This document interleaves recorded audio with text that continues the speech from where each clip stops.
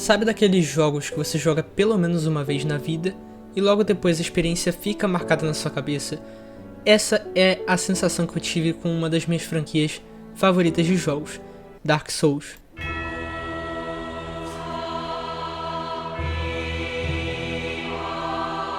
Olá, eu sou o Grilo e nesse vídeo de hoje eu decidi contar minha experiência com o gênero Soulsborne. Eu não vou abordar a história exatamente dos jogos pra vocês, porque senão eu teria que fazer uma série de vídeos explicando tudo pra vocês, com cada vídeo tendo mais de 20 minutos. Mas enfim, eu vou começar com o começo da história como qualquer outra história. Tava chegando o Natal de 2018 e eu com meus 10 anos não queria presente nenhum. Nenhum jogo, brinquedo ou seja lá o que foi isso. Isso daqui não é uma coisa que uma criança gostaria, na verdade. Então eu cheguei na casa dos meus primos, que ficam umas 4 horas da minha casa, então minha prima mais velha queria me ajudar a escolher algum presente.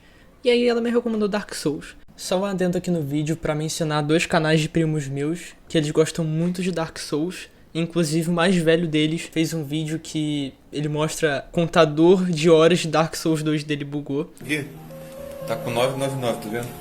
Se eu entro nele pra jogar, fico jogando nele, o contador não sobe mais. Sim, eu gosto muito de Dark Souls, mas acho que não é esse nível, sabe? Então quando vocês tiverem tempo aí pra ver os canais deles, eu recomendo muito. Então é isso, voltamos pro vídeo. Se eu já passo raiva atualmente com Castlevania Round of Blood, imagina eu, criança, jogando Dark Souls 3. Cheguei em casa de viagem, coloquei o disco no PlayStation 4, e além, é claro, de ficar na criação de personagem por uns 30 minutos, cara, o que eu tô fazendo, velho? Simplesmente fiquei 3 horas e 40 minutos no chefe de tutorial.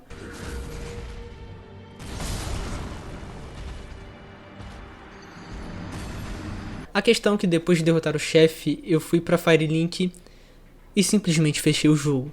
Sim, eu fechei o jogo porque fiquei uns 10 minutos tentando entender o que fazer, sendo que era só acender a fogueira e dar TP pra primeira área do jogo. Então eu nunca mais toquei em Dark Souls na minha vida e voltei a jogar Mine e Plants vs Zombies Garden Warfare 2.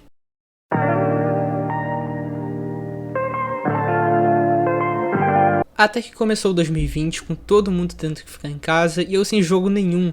Até que eu lembrei dessa maravilha aqui. Pô, eu tô sem jogo, nunca mais toquei em Dark Souls. Acho que eu vou tentar.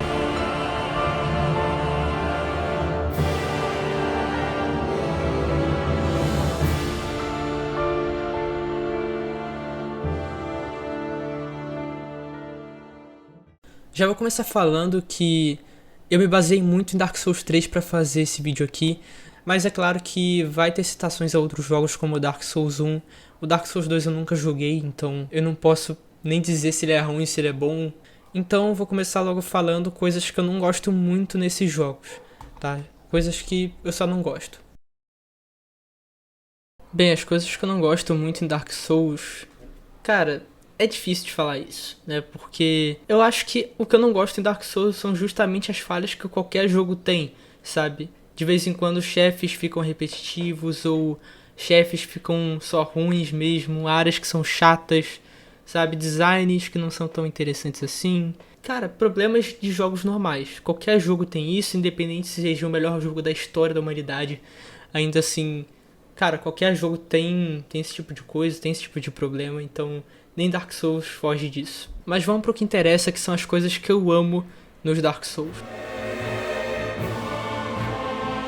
Bem, se tem algo que eu amo não só em Dark Souls 3, mas todos os Soulsborne, é a exploração. Independente de qual jogo do gênero, todos eles têm uma exploração muito divertida. Na verdade, essa palavra não faz nem sentido, na verdade eu diria desafiadora e muito estressante. Quando eu digo muito estressante, é realmente muito estressante. Oh shit, here we go again. O tanto de vezes que eu morri em Faron Keep não tá escrito. Ou pra aqueles bichos que drenam a tua vida máxima. Ou pra esse combo dos infernos que são esses cavaleiros de fogo, junto com esses bichinhos aqui que sumam nos círculos mágicos que te dão dano. Cara, é insuportável, mas ao mesmo tempo sendo desafiador ou até chato às vezes pra quem tá começando a jogar Dark Souls pela primeira vez, a exploração é muito interessante e te joga num universo extremamente rico e que quando você chega numa bonfire, que são os checkpoints do jogo, você tem aquela sensação de felicidade. Graças a Deus que eu passei, sendo que logo depois pode ficar muito pior.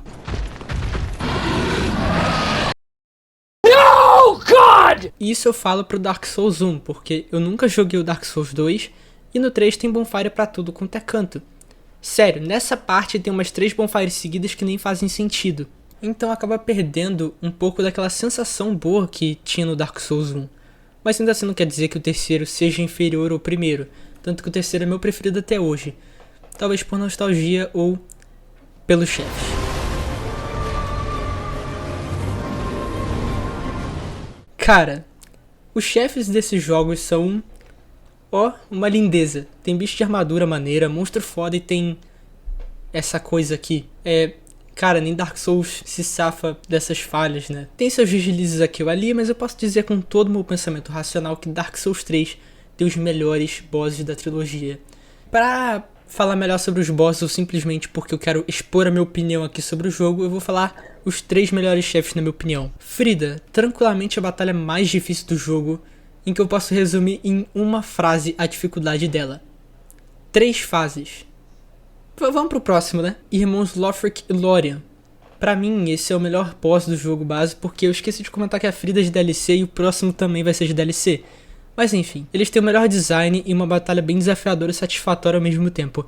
E quando você pega o timing dos ataques, cara, vira a melhor coisa do mundo. Sério, fica realmente muito da hora batalhar contra eles. Enfim, pra mim, o melhor chefe do jogo inteiro se chama Gael. E também é o último boss definitivo, já que ele é o último chefe da DLC Ringate City. Cara, essa batalha é muito difícil. Ela já começa difícil, com ele simplesmente fazendo umas sequências assim de golpe meio caótica, sabe? Meio absurda. Só que, cara, depois de um tempo que você tá na batalha dele, você não consegue usar cura, você não consegue se curar em nenhum momento.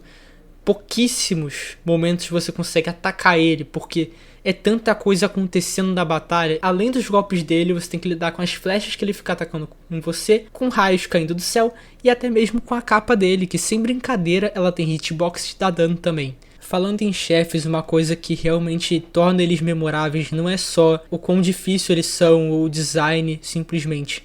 É a música, as trilhas sonoras dos chefes.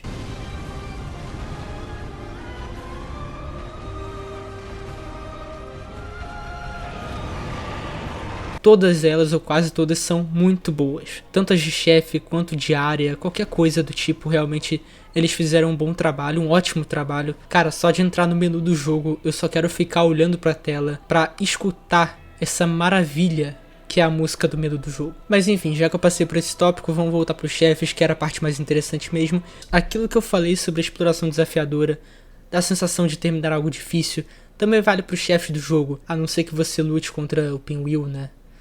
Porque esse daqui a batalha passa tão rápido que você nem sente nada. A sensação de passar pelo Nameless King depois de passar dias enfrentando ele, pra depois descobrir que ele tem 2 fases e chorar, e depois de mais alguns dias vencer ele definitivamente, é uma das melhores sensações que alguém pode ter na vida. Realizar algo difícil por puro mérito. Isso é algo que a série Souls faz com maestria, obrigando o jogador a realmente aprender as mecânicas do jogo com os próprios erros. Um ótimo exemplo desse ponto é Sekiro, ou Sekiro também, eu não me importo com a pronúncia que você quer levar pro jogo. Mas enfim, apesar da discussão que tem sobre Sekiro ser um Soulsborne ou não, mas enfim, vamos pro que interessa, que é, no Sekiro, o Ishin, ele é o chefe final do jogo, e praticamente para você passar dele, você precisa dominar todas, ou se não quase todas as mecânicas do jogo.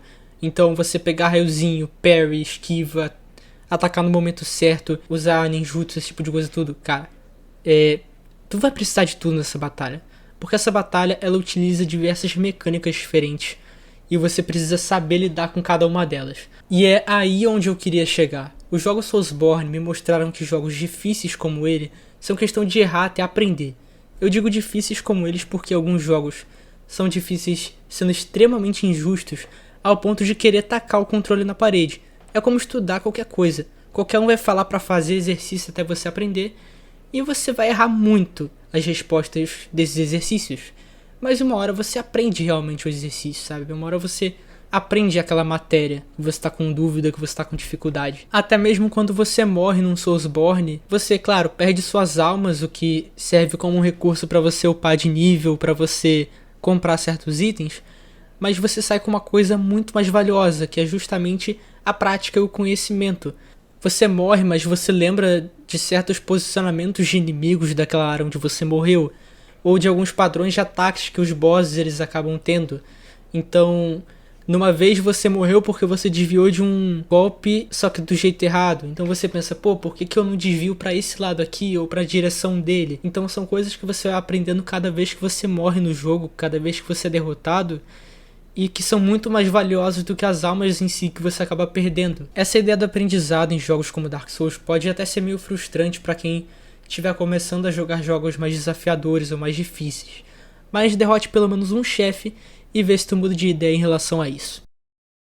Esse vídeo aqui é praticamente uma carta de carinho pra saga Souls, porque cara, eu amo essa saga não só por conta de apresentar um universo rico, um universo cheio de coisa pra você explorar, um universo misterioso, que tenha conceitos tão interessantes, com chefes muito legais e com gameplay tão desafiadora, mas que ao mesmo tempo, eu acho que a coisa que mais faz eu gostar dessa saga inteira é justamente por ter me mostrado que praticando, obtendo conhecimento e errando muito, é possível superar diversos obstáculos, sendo esse o propósito do erro.